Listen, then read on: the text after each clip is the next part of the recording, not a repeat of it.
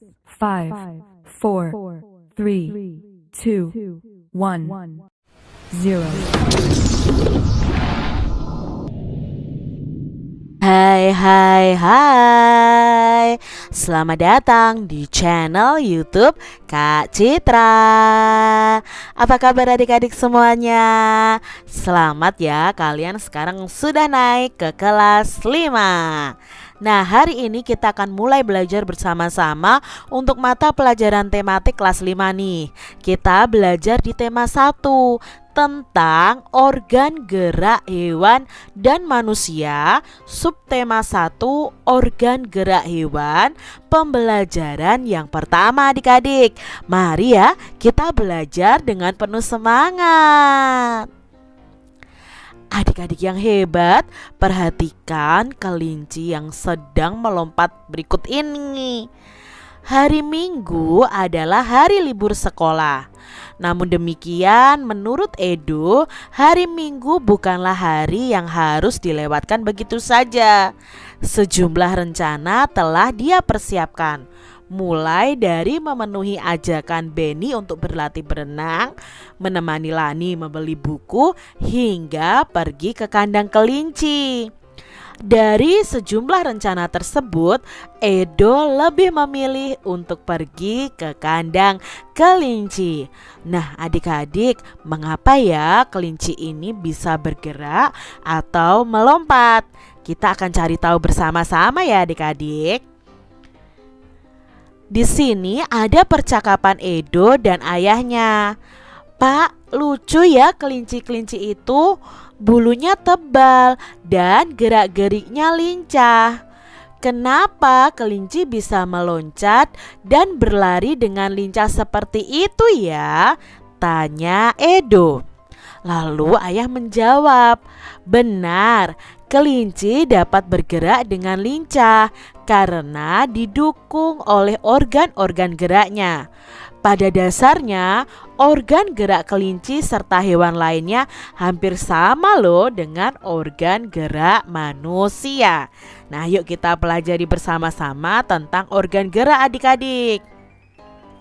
Di sini, Edo berkata, tanpa organ gerak, kita itu tidak bisa melakukan kegiatan apapun. Kita tidak bisa bergerak adik-adik tanpa adanya organ gerak di tubuh kita maupun di tubuh hewan adik-adik. Nah, adik-adik perhatikan nih, mengapa ya kita bisa berlari, berjalan, lalu burung bisa terbang, harimau bisa berlari, kelinci bisa melompat, dan lain sebagainya. Ya, karena di dalam tubuh kita ada organ gerak. Nah, kita baca bersama-sama yuk bacaan ini. Organ gerak manusia dan hewan. Salah satu ciri dari makhluk hidup adalah bergerak. Secara umum, gerak itu dapat diartikan berpindah tempat atau perubahan posisi adik-adik, sebagian maupun seluruh bagian dari tubuh kita. Makhluk hidup akan bergerak apabila ada rangsangan yang mengenai sebagian atau seluruh bagian tubuhnya. Nah, gerak pada manusia dan hewan itu menggunakan yang namanya organ gerak yang tersusun dalam sistem gerak. Nah, organ gerak inilah yang berguna untuk berjalan, berlari, melompat, meloncat, untuk memegang, menggali, memanjat, berenang, dan sebagainya. Nah, adik-adik, organ gerak pada hewan dan manusia ini memiliki kesamaan. Alat-alat gerak yang digunakan pada manusia dan hewan itu ada dua. Ada yang namanya alat gerak pasif yang berupa tulang. Nah, di tubuh kita ada tulang. Tulang itu adalah alat gerak pasif. Dan alat gerak aktif yang berupa otot. Jadi alat gerak di dalam tubuh kita itu ada dua adik-adik. Alat gerak pasif yaitu tulang, lalu alat gerak aktif yaitu otot kita. Nah, di sini sudah ada gambarnya ya. Ini adalah tulang kita. Lalu dalam tulang-tulang ini nanti akan dibungkus oleh kulit. Nah, di situ nanti ada otot. Itu merupakan alat gerak kita. kedua alat gerak ini akan bekerja sama adik-adik dalam melakukan pergerakan. Nah, kerjasama antara kedua alat gerak tersebut membentuk suatu sistem yang disebut dengan sistem gerak. Jadi ketika kita bergerak, otomatis tulang dan otot kita ini juga ikut bergerak. Tulang itu disebut dengan alat gerak pasif karena tulang tidak dapat bergerak dengan sendirinya adik-adik. Tanpa adanya alat gerak aktif yang mempengaruhi tulang, maka tulang-tulang pada manusia dan hewan akan diam saja dan tidak dapat membentuk alat pergerakan yang sesungguhnya. Walaupun merupakan alat gerak pasif nih tulang, akan tetapi tulang itu mempunyai peranan yang besar dalam sistem gerak manusia dan hewan. Otot disebut alat gerak aktif karena otot ini memiliki suatu senyawa kimia yang membuatnya itu dapat bergerak.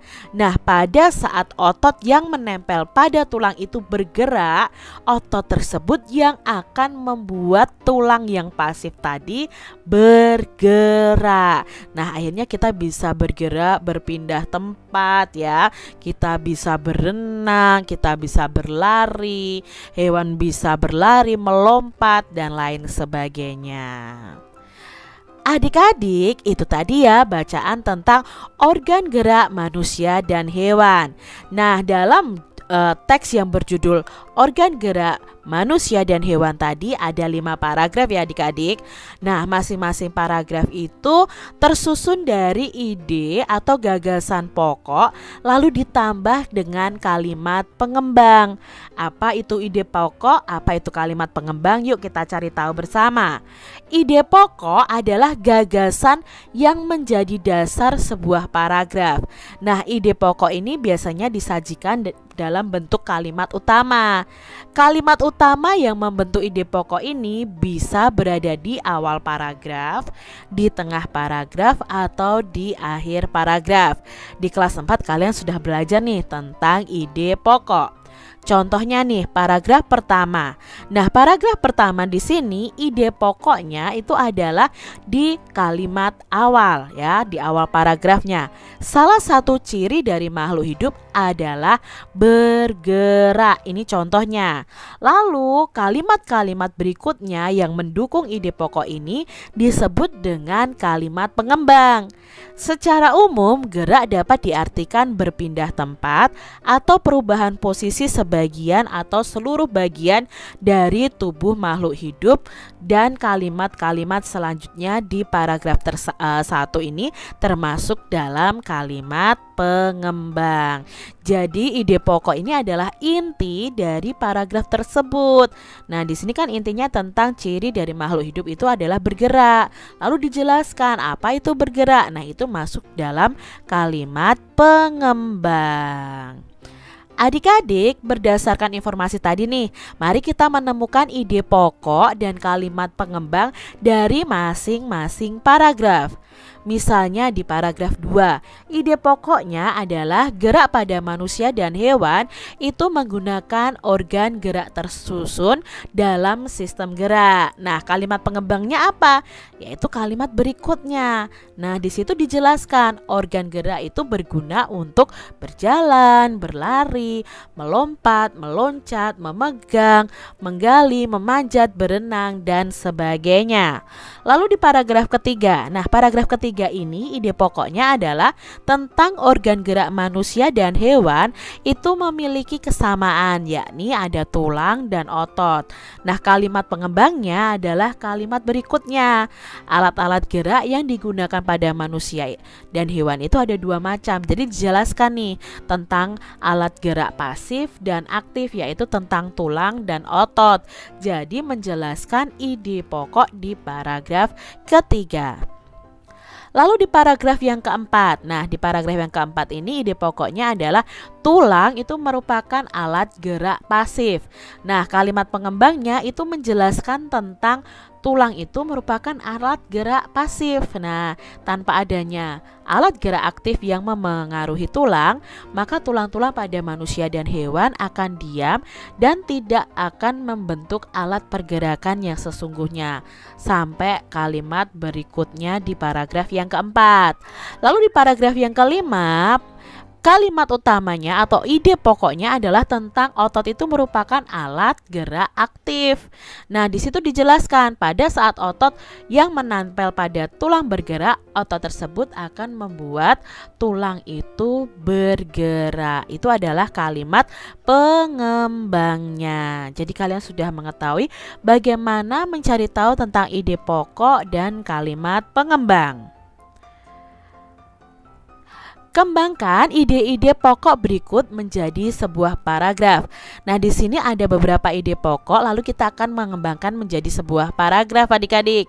Contohnya, misalnya ide pokoknya adalah organ gerak terdiri ada atas dua macam. Nah, kalau dari ide pokok ini kita bisa tambahkan nih dalam satu paragraf.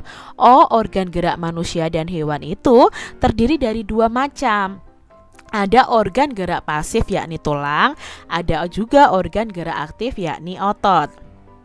Tulang dan otot ini memiliki fungsi masing-masing dalam sistem gerak manusia dan hewan. Jadi dari ide pokok ini kita kembangkan informasi yang lebih banyak tentang ide pokok ini. Lalu misalnya ada ide pokoknya adalah organ gerak banyak sekali fungsinya. Nah, berarti di sini kita harus menjelaskan fungsi dari organ gerak. Nah, bisa kita jelaskan, oh organ gerak itu banyak sekali fungsinya. Dengan organ gerak kita dapat melakukan gerakan-gerakan dalam kegiatan sehari-hari, misalnya bisa berjalan, berlari, memanjat, memegang, berenang, menggenggam, menoleh, dan lain-lain. Lalu ada ide pokok nih, tanpa organ gerak manusia tidak dapat bergerak. Nah, kita di sini bisa kembangkan misalnya dari Kak Citra, tanpa organ gerak manusia tidak bisa melakukan gerak apa-apa. Nah, manusia tidak akan bisa melakukan aktivitas sehari-hari. Hal tersebut dikarenakan organ gerak adalah sistem yang meneruskan perintah dari otak dalam mengendalikan gerakan-gerakan, baik gerakan yang spontan karena adanya rangsangan dari luar maupun gerakan-gerakan terencana. Nah, kalian bisa kembangkan ide pokok yang ada dengan mencari informasi melalui buku-buku kalian ya, melalui internet. Adik-adik yang hebat, jika kalian sudah berhasil nih menentukan ide pokok dari masing-masing paragraf pada bacaan organ gerak manusia dan hewan tadi, kalian bisa mencoba mendiskusikan nih dengan teman-teman kalian tentang ide pokok suatu bacaan. Apa saja yang didiskusikan? Misalnya di sini yang didiskusikan adalah yang pertama tentang pengertian ide pokok bacaan, lalu fungsinya, lalu cara menentukan ide pokok bacaan. Misalnya, apa sih pengertian ide pokok bacaan? Nah, ide pokok bacaan atau gagasan yang mendasar atau menjadi pokok pengembangan sebuah paragraf. Nah, ide pokok ini terdapat dalam kalimat utama tadi ya, terletak bisa di awal paragraf, di akhir paragraf, atau di tengah-tengah paragraf. Nah, fungsi ide pokok bacaan apa? Nah, fungsinya itu untuk menjadi dasar pengembangan dari paragraf. Lalu bagaimana cara menentukan ide pokok bacaan? Nah, cara menentukannya itu dengan membaca kalimat dalam paragraf itu satu demi satu, lalu menentukan nih inti paragraf tersebut. Inti paragraf tersebutlah yang disebut dengan ide pokok atau pikiran utama. Lalu ide pokok tadi bisa berada di awal, di tengah, atau di akhir paragraf. Nah, ini bisa kalian diskusikan dengan teman-teman kalian. Demikian tadi adik-adik pembahasan kita di tema 1, subtema 1 pembelajaran 1 tentang organ gerak hewan dan manusia. Sampai jumpa lagi nih di video pembelajaran Kak Citra selanjutnya. Tuhan memberkati. Jangan lupa tekan tombol subscribe, lalu tekan loncengnya, tekan juga tombol like, lalu share ke media sosial kalian. Jangan lupa untuk ikuti media sosial Kak Citra. Terima kasih.